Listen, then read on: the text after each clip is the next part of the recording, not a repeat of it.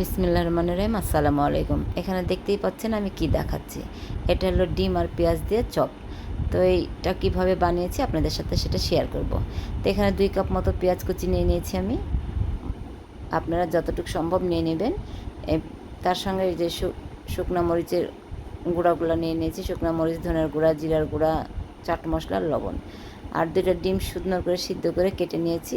কাঁচা মরিচ নিয়েছি। এখন পেঁয়াজগুলো আমি একটু নেড়ে নিলাম, ঝরিয়ে নিলাম। এখানে দিয়ে দিলাম 2 চামচ বেসন।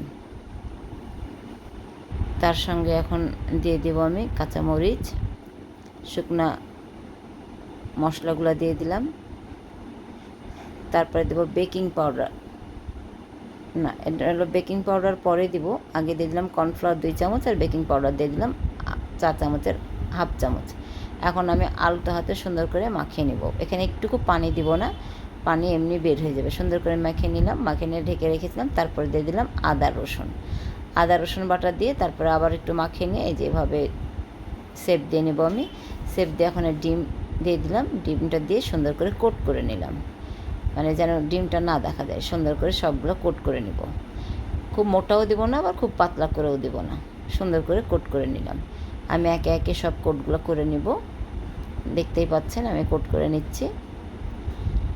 কোট করা হয়ে গেলে আমি এই যে আমার কোট করা হয়ে গেল। এখন আমি চলে যাব ভাজতে। তো আমি এখানে লোহার কড়াতে তেল দিয়ে দিয়েছি। তেল দিয়ে এখন আমি তেলটা যখন গরম হয়ে যাবে তখন আঁচটা আমি কমিয়ে দিয়েছি। দিয়ে এখন হালকা আছে একটু সময় নিয়ে ভেজে নেব। খুব আস্তে আস্তে হালকা আছে ভেজে নিলাম।